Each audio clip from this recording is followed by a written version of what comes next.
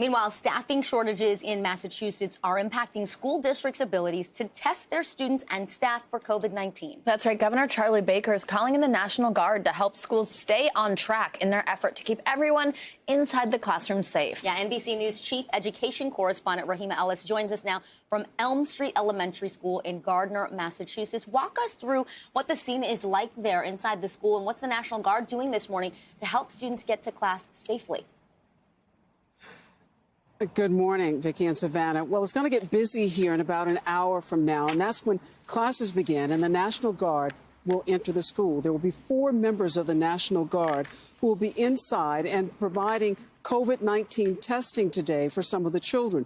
Let me let you understand exactly what we're talking about here. This is an elementary school with a student population of 480 students, 2nd, 3rd, and 4th graders. But the testing is available also to all the teachers and the staff.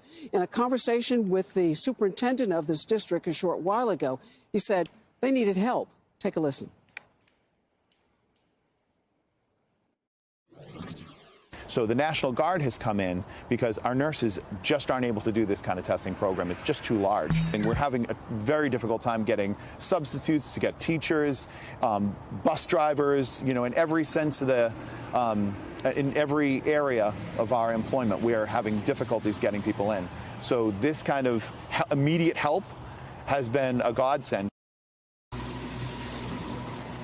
And this testing program is catching on. According to the superintendent, in this district alone, when it began, at first there were only 35% of the parents that were agreeing to have their children tested this way. He tells me this morning that in the last 3 weeks, that number has jumped to 55% of the parents who are agreeing for the children to be tested. And again, it's a voluntary program. Yeah, and we know that Massachusetts actually has one of the more aggressive programs when it comes to COVID testing, especially in its schools. So how have staffing shortages there impacted the ability to get students and staff tested?